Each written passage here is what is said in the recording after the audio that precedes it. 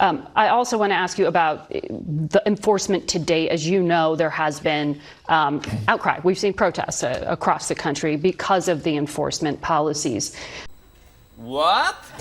You wrote an op-ed supporting President Trump's decision to send in federalized National Guard troops and active duty Marines to California. You referred to it as the threat from the radical left, an overwhelming show of force to end the riots, and talked about communities being terrorized. What? Given the amount of tension in the country right now, is that really the language to use? Yes, when you see left-wing street militias who are throwing bricks and frozen water bottles at police officers and shooting them with fireworks, and unfortunately you have mayors and governors in some places that won't allow police to maintain order. What? Yes! The next step is to call in the National Guard, and if the governor won't call in the National Guard, then the president has to federalize them.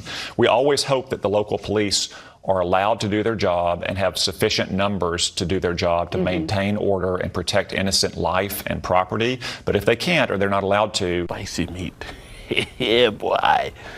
The National Guard has to be on scene to restore civil order. LAPD says they were handling when things turned violent yesterday.